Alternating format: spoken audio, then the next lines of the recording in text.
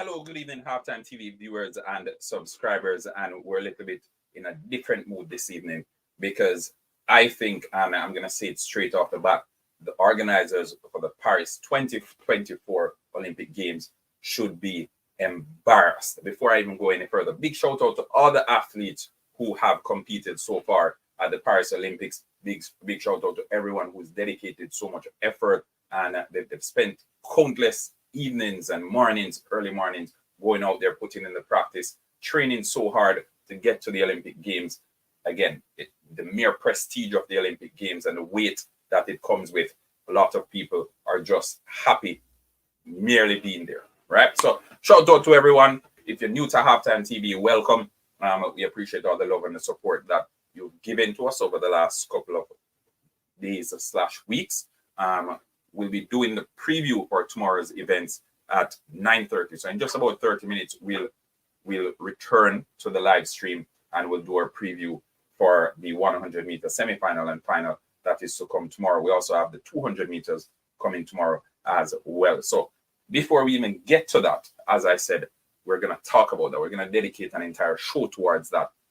Let's talk about the Shelly-Ann Fraser-Pryce situation. And as you can see, this video is not meant to be one where we're very polite and we're diplomatic. We're here to share our thoughts on this one. And I must say, let me say it straight off the bat, an embarrassment. So the Paris Olympic Games, it didn't get off to the best of start. And right now, how they treated one of the greatest sprinters over 100 meters of all times, the greatest sprinter that a lot of us have ever seen. This is how you treat her. Going up or leading up to the Olympic Games, there were a lot of advertising, like marketing, and guess what? Throughout all this, Shelly-Ann Fraser-Pryce was being used as the face of the Olympics. She was, I think she made countless trips to Paris to promote the Olympic Games. You can see, I think, at the Nike headquarters, there is a picture of Shelly-Ann Fraser-Pryce. They had a statue of her as well. So Shelly-Ann Fraser-Pryce is, quite frankly, one of the most talked about athletes at these Olympic Games. And regardless of everything that's been happening with the other sports, with swimming, with diving, with equestrian, all these other sports, all these other athletes who are competing. We saw rugby, we saw football, we saw so much other sports taking place. And yet, throughout all this, Shelly-Ann Fraser-Pryce has been making all the headlines leading up to track and field. Now, track and field day one was on Friday.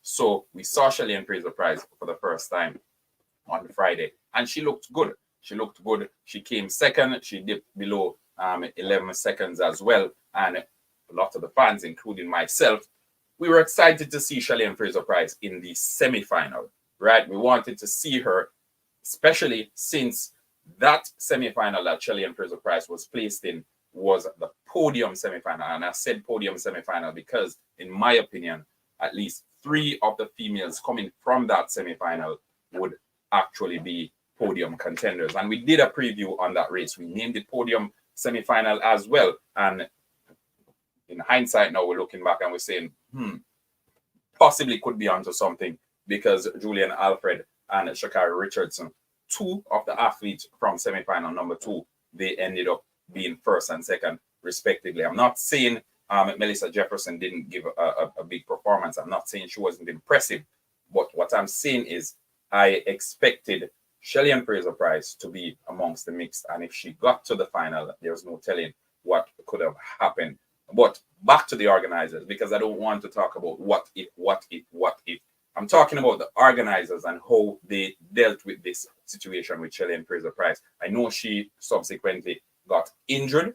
The reports that came out of the athletes camp or out of the Jamaica Olympic Association team, they indicated that based on the report from the doctor, it's saying it's a hamstring strain. Now, while I was live streaming, I spoke about it and I said these athletes, they have set routines prior to their races that they go in and they know that, okay, in the first 10 minutes, this is what I'm going to do.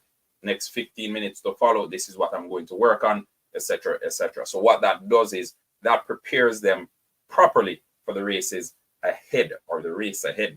In this case, it was a semi-final that was to come for Shelly-Ann Fraser-Pryce. She was locked out of the warm-up area, herself and Sha'Carri Richardson. And one may argue that Sha'Carri Richardson was a victim of this as well, because, again, usually she's very quick out the blocks. And I'm not saying if she weren't locked out of the athletes village, she would have beaten Julian Alfred. That's not what I'm saying. What I'm saying is we would have gotten a better performance from Sha'Carri Richardson indeed. So both of those athletes, they weren't given adequate time to warm up.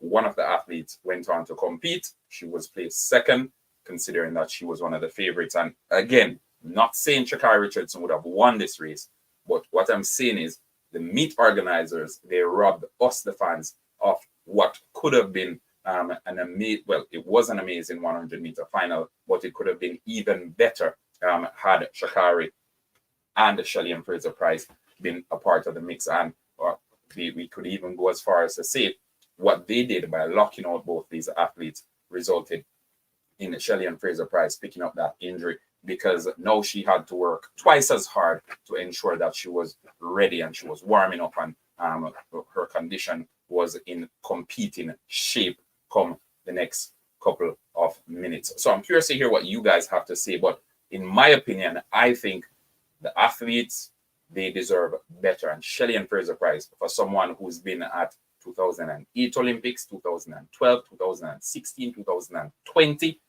she's been at 4 Olympics. She's gotten a medal at all 4, and this would have been the 5th Olympics. This would have been the 5th Olympics for her, and she's gotten a medal at each of the previous 4. No one has ever gotten medals at 5 straight Olympics, and she was in the process of making history right here. This was supposed to be her farewell, and Paris 2024 robbed us of this. They robbed us of it. They robbed us. We may very well not see Shelly-Ann Fraser-Pryce again competing, at least. And I think that's heartbreaking, because for countless fans watching from across the world, I don't even want to go into it, but a lot of people who came to the Stade de France today to watch the 100 meters, they came to see Shelly-Ann Fraser-Pryce. As I said, she's been used as the face of track and field throughout the entire marketing campaign for these Olympic Games. It's always been Shelly-Ann Fraser-Pryce. She's been in Paris countless times marketing the Olympics, and now that we've gotten to the Olympics, we're seeing how she's been treated, and it's heartbreaking. She released a statement on her Instagram, and I'll read the statement for you guys, because I know she's always up and she's always bubbly, she's always cheerful. I know how she must be feeling this evening after being hampered by that injury. She would have been looking at this, the final Olympics. Well, she even said it before we got to the Olympics, that this would have been her final Olympics, and everyone would expect her to go out swinging. Everyone would expect her to, at the end of the race, regardless of the outcome, to be waving to the fans and doing that lap of honor, hugging and embracing all the other competitors, because it may very well be the last time that they line up next to her. So this is the statement that Shelly-Ann Fraser-Pryce she posted on her social media page. It is difficult for me to find the words to describe the depth of my disappointment. I know that my supporters share and shoulder this disappointment with me. I'm truly blessed to have had the steadfast support of my fans since my Olympic debut in 2008. The support of my fans, my country, and the larger community has rooted me in immense gratitude that has sustained me throughout my career. With every step and win, you all have been there for me. My faith has always affirmed my trust in my journey. Thank you for continuing to be with me today and every day. Heartbreaking, truly heartbreaking, Halftime TV viewers and subscribers, and I hope, I'm keeping my fingers crossed, we get an opportunity to bid Shelly-Ann Fraser-Pryce a proper farewell, because this is not how I envisioned it. This is not how anyone envisioned it. This is not how we wanted to see her hanging up those glorious spikes of her We don't even remember the last hairstyle that she came out with, because the finals of the 100 meters or even the semi-final was supposed to be one last look at those vibrant hairstyles that she usually graces the track with. So let's hear what you, the viewers and subscribers, have to say. As I said, we're deviating a little bit from the usual routine, and we'll be back at 9:30 to do the preview for the 100 meters for men tomorrow. We'll also be touching on the 200 meters as well. So stay tuned for that, Halftime TV viewers and subscribers. But in the meantime, let's hear what your thoughts are on that. What are your thoughts on how Shelly-Ann Fraser-Pryce and Sha'Carri Richardson as well were treated by those controlling the training area and on a larger scale, the meet organizers? I think when we have legends in our midst, we need to treat them better and we need to embrace them, because as one fan said, nothing is forever. We have to do better. And Paris, I'm calling you out. You are the organizers. They've been so much to talk about at the Paris Olympic Games. And when you're talking about things that are happening outside of the sports, then you know that something is going wrong. But that's Halftime TV's opinion. Again, congratulations, Julian Alfred. We're not taking anything away from Julian's magnificent victory. But, and that's a huge but there, we would have loved to see Shelly-Ann Fraser-Pryce put one last wave to the fans who came out to support her after such a stellar career.